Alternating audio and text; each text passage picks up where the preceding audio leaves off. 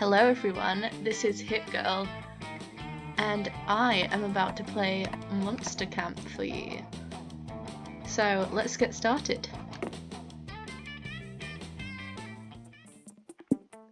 Okay, so we're going for one player. We're going to choose the short game because I'm going to be talking, so it's going to be longer than half an hour, but I am planning on splitting this up into several different videos, so hopefully it won't be too long for you. Camp Spooky, the stage of some of our dearest summers. Back then we were young and unafraid. With school far away, everything seemed possible, as the sun embraced us on our way to camp. Summer has that distinct power, doesn't it? You live for the days, while the nights inebriate you with possibilities. It's like life could take a turn at every corner, and for us, it did. So I'm going to go with Brian, but I'm going to call him Hugo because that's what I called him in the first game, so that's his name forever now. And I just think Hugo suits him.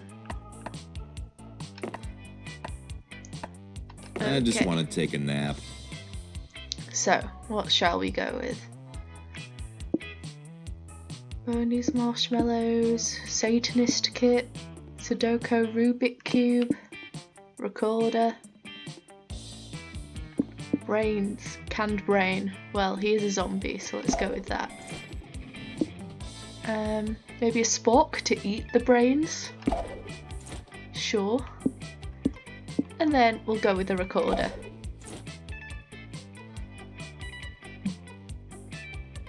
One might say that the Monster Prom had hardened us on the highs and lows of love. But no, in love, we're always absolute beginners. And summer camp was no different. No one talked about it, but the idea of a summer love loomed over our heads. Close to the last day of camp, there was a meteor shower happening, just 3 weeks away. Everyone knew that if you were into someone, you were going to watch that damn thing together. And so, a silent yet powerful pressure invaded us. It was the Monster Prom all over again. Everything seemed uncertain. Everything but one thing. Whoever we were asking on a meteor shower date, it was probably going to be one of the 6 coolest people on that bus.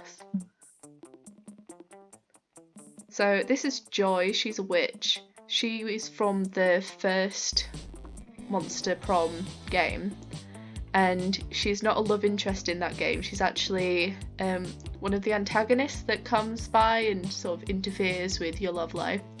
But in this game, she doesn't have her coven with her, but she's here as a love interest, so that's cool. Aravi Mishra. So I believe that Aravi was this character that popped up in the first game to attack you. She was just a human adventurer in that game. So she would pop in with a sword and try to defeat the monsters. But she's been taken over by a hex in this game. So she's able to attend the camp as one of the monsters. Calculester, he's new.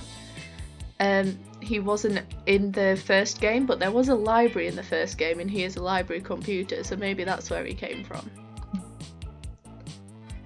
Dahlia, she's a blue demon who I believe is new to the game. I never came across her in the first game, so I assume that she is a new character. Then we've got Damien, who is amazing, and Damien has had a lot more character development in this game, and you learn more about his dad, which is really sweet, and he's just like lovably stupid basically. And then we've got Milo. So Milo goes by they them pronouns and is a new character as well. And the last time I played this game, I did go for Milo and I ended up getting a secret ending, so that was quite fun. but we're just gonna see what happens this go round. The bus trip was long, and all of summer could be shaped by the first step well taken.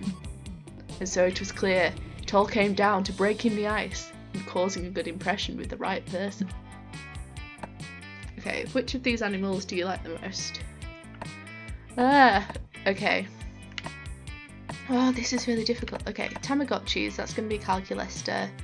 Cats, that'll be Joy. Peacocks, maybe Milo, because it's like a show-off.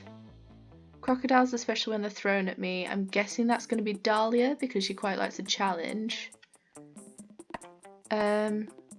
Chickens, they can kill you. I'm guessing that's a Ravi, because she's like an adventurer person. And badgers, that's probably going to be Damien. So, okay. So, I'm going to go for what I think is going to be Damien.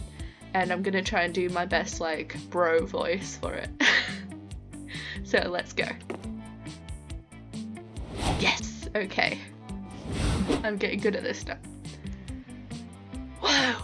Badgers? You like badgers too? I thought I was the only one who appreciate their no fucks given attitude. It's a pretty well known meme at this point, but you and I don't just know the honey badger, Hugo. We feel the honey badger.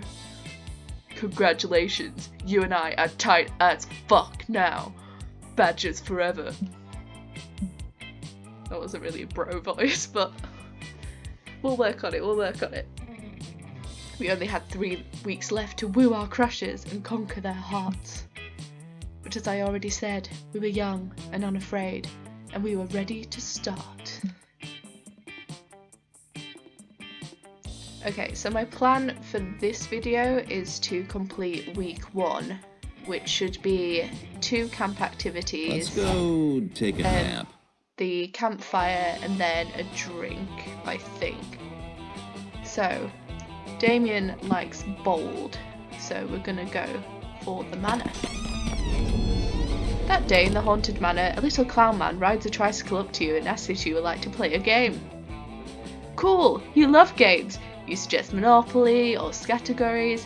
The clown man tells you to find the exit key in an hour or he's going to rip all your skin off. You're not super into that idea, so you two decide to compromise by going to an escape room and solving some puzzles together.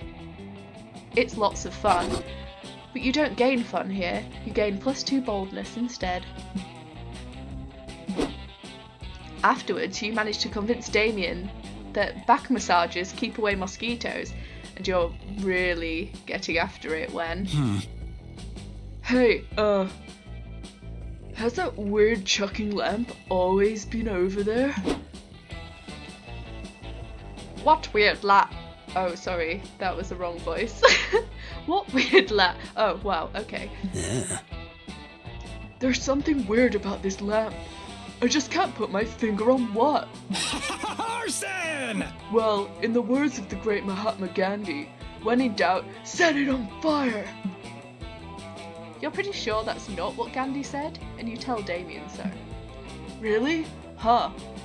I tried to read a biography of Gandhi once, and I couldn't understand it, so I set it on fire. I thought that was the lesson the book was trying to teach me.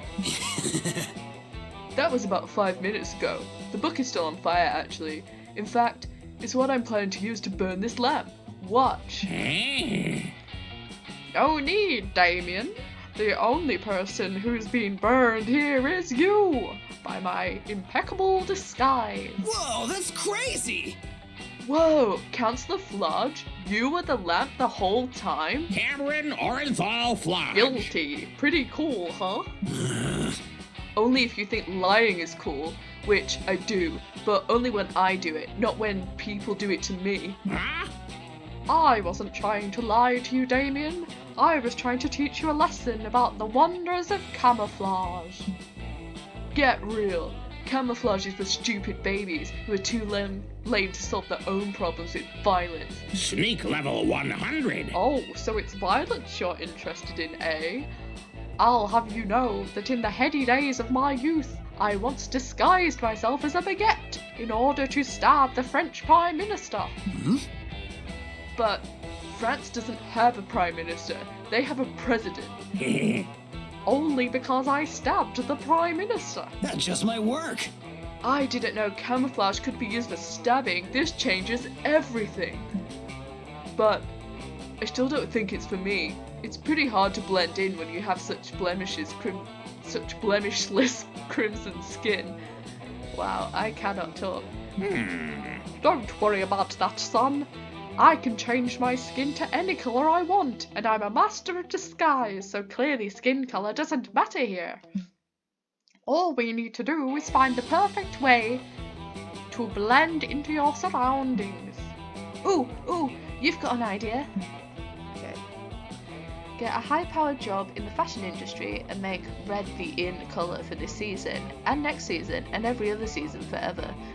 Hide Damien in a giant bowl of delicious Hawaiian punch. So I think that's probably going to be fun. And hopefully this is creativity, which is my highest at the moment with boldness, so I'm going to go with this one. Stealth mode! Haha! A classic technique! It's like I say in my best-selling disguise handbook, if you can't change how you look, completely alter your surroundings to match how you look. Proud of you! You're a real hero, Hugo, volunteering for this dangerous job.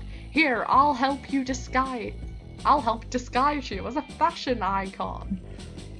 Chancellor Flodge disguises you by putting a beret on your head and dressing you in a trash bag with armholes. Thankfully, all fashion is an elaborate lie, so when you apply for CEO of Vogue, everybody assumes you're too fashionable to even comprehend, and you're hired immediately. Once hired, you discover that Vogue is the most powerful institution in the modern world, controlling not only fashion, but the economy, all world governments, and even people's thoughts. You declare next issue's theme to be red, and herald it as the most iconic colour of all time. Then you make the next 6 months' issues red-themed, just to be safe. And to be extra safe, you use Vogue's vast resources to implant microscopic mind control devices in all the world's water, making red everyone's favourite colour. And also destroying their abilities to see other ones. Hooray for fashion! Everyone starts wearing red all the time and painting everything red and stabbing each other because they like the way the red blood flows out of their veins. Green is cancelled. Everyone agrees. It's actually just another shade of red. You make plans for red to absorb 2 to 5 more colours in the next fiscal year. Nice work. Rad! Hey, Hugo, thanks for mind controlling everyone in the entire world in order to make it easier for me to hide. Now that nobody can tell the difference between red and green, I can blend into the forest and no one has any idea I'm there. I've stabbed like 18 people. Whoa, you're a pro! Also, I've been voted Monster Magazine's sexiest monster alive forever. You're the best. Hell yeah! You promise to celebrate with Damien in a romantic manner just as soon as you can tell him apart from the background. Meanwhile, you gain +2 smarts and 1 charm. Success! Okay, so what shall we do for our second one? Okay, so I'm gonna go bold again just because I've got 3 on the same number at the moment. And like I said, I think Damien prefers boldness out of everything. That day you venture into the haunted manor. Everything is going fine, and you're reassured on how brave you are. When suddenly a ghost, or is it someone wearing a blanket with 2 holes? So hard to tell the difference. Appears and whispers in your ear. Remember, one day you'll be long gone and no one will remember you. All the struggle you endure to become a better version of yourself, both personally and professionally, will eventually mean nothing. The ghost leaves, or you take all that in, gaining +2 boldness in the process. Later, you're searching for the manor's most elusive, ephemeral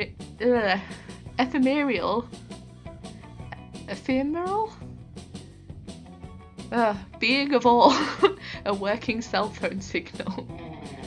But instead you find Aravi and Damien playing poker with some haunted tarot cards. You need to learn from the pros. Ha! Royal flush. Hand that immortal soul over, baby. What? Oh, I need a good voice for Aravi. Whatever. I never said it was my immortal soul. I traded a hobgoblin 10 rupees for this thing, so joke's on you. You have no control over my... Or we can just get some bagels. Oh, he was going to drink it. Nice. I was in a soul-stacking phase before I discovered my one true love, the everything bagel. Oh, this sucks.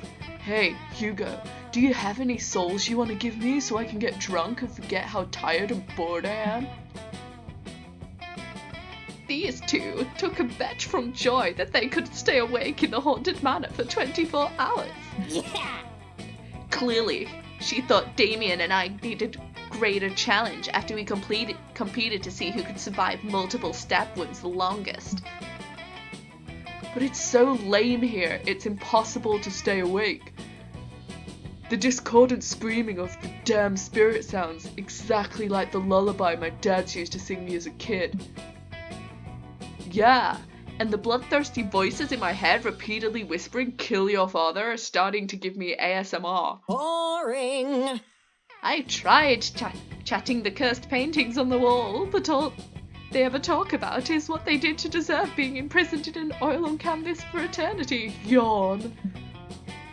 Hey, Hugo, why don't you help us not to keel over? Either entertain me with your antics or by letting me burn off your eyebrows. It's always nice to be needed. But what can you do to keep those sexy idiots from nodding off? Discuss the most current injustices and problematic situations so you can all stay woke.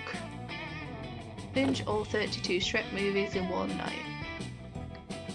That I think is fun, so I'm gonna go to the top one.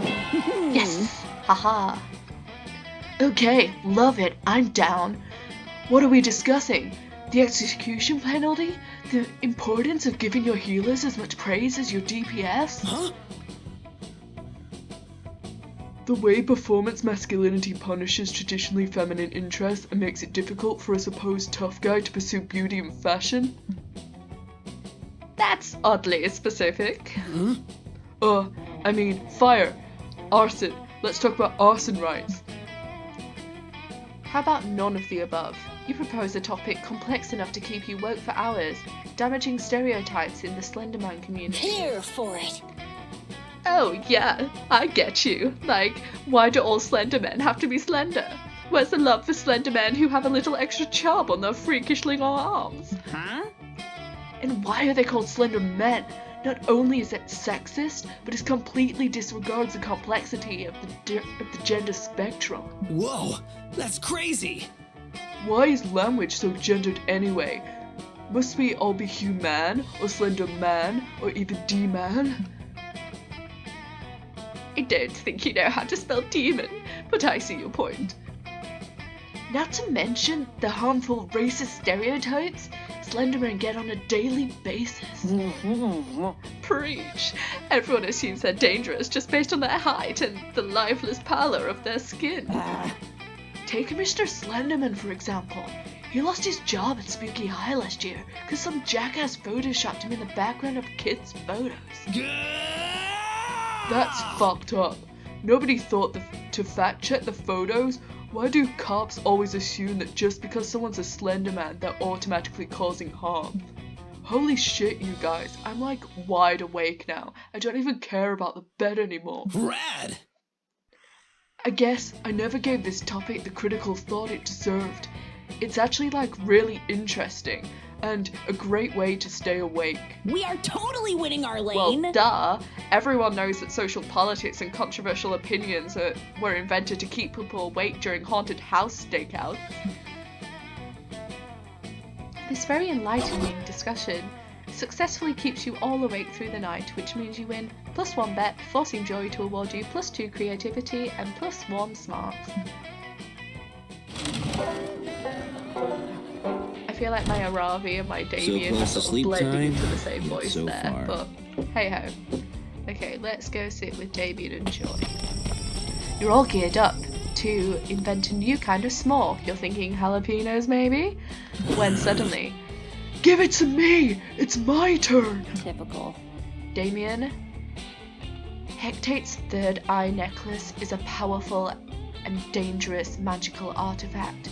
You don't take turns with it. In fact, you don't touch it at all. But you've had it all day! Yes, because I got it when I defeated Larry the Lich's father when he mysteriously turned evil following his son's third untimely death at Spooky High. Now I'm keeping it safe. I'm not understanding what you're not understanding. I think the part when you're not understanding is I want it! Ooh boy, you're never going to pioneer the jalapeno s'more at this rate. Better take a side and score some jalapeno brownie points. If you let Damien hold it, he'll probably just set it on fire and destroy it, but it's such a dangerous artifact that this should save you a lot of trouble. Damien, leave Joey alone. I have an even cooler magic. It's called Magic the Gathering. Okay. So I'm gonna go the top one. Okay, that was not bad. Now, look, Hugo, normally Damien breaking something would be my number one most expected outcome in any given situation, but Hectate's third eye necklace is very much indestructible. I've tried my most powerful magics on it to no avail. In fact, a council of elders have been assembled to determine how to best destroy this relic and wipe its scourge from the face of the earth. To break Hectate's third eye necklace, a great journey will have to be undertaken, entirely on foot with no air travel allowed, past countless obstacles and enemies and... Hey, noob. Hey Joy, your shitty relic is totally weak. I had it for like 2 seconds and it just fell apart. It's what now? Yeah, you were just talking for a really long time, so I got bored and I took the necklace and kinda just started fucking around with it, and the next thing I knew it was in 7 pieces. 7? You hadn't even been able to break it in 2. Then I got mad at it for being such a shitty relic. Okay, long story short, do you want these ashes to remember it by, or should I just burn the ashes, and then burn the ashes of the ashes? One moment, please. I have a council of elders to address. Lame. Man, I hope this doesn't mean Joy won't let me fuck with cooler, better, less breakable artifacts in the future. Stupid weak-ass Hectic's third eye necklace. So, the council of elders is, frankly, shook. They've never seen a dangerous magical artifact so quickly and effectively destroyed. So, where does that put me? That was magic. How would you like to have a turn with some more artifacts? Damien's eyes light up with glee, and he tries the battle cry of someone about to fuck a bunch of shit up, for once with someone else's permission. Bring out your flask! Okay, I'm gonna take a gamble. That weekend you visit your good pal Juan. He knows a thing or two about getting wasted. Bueno bueno! Look who's here! I was just experimenting with these drinks here. I was about to throw them away, but I have a feeling you're reckless enough to give them a try, right? But what about this one? Ooh, a pair of beer boots. No idea if I got the recipe right. Wanna try it? Otherwise, you always have the mystery box.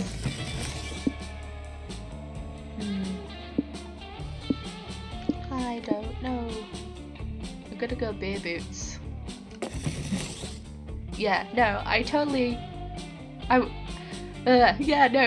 I was testing your common sense.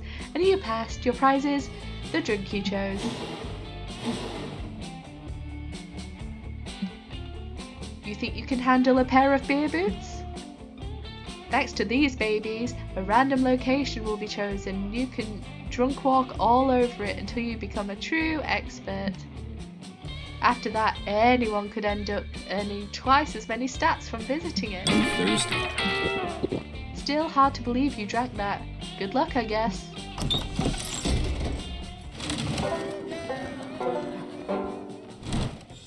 Let's go take a nap. So we're going to leave this episode here. That was interesting, that beer boots. I've never had that before, so I'm not entirely sure what that meant. Oh, amazing! I've just seen the ×2 on the manor. So that means that by complete chance, it's randomly given a ×2 on the manor location, which is what we need for Damien. So that's perfect for next time. So thank you for watching. I hope you enjoyed it, and I will see you on the next one. Bye for now.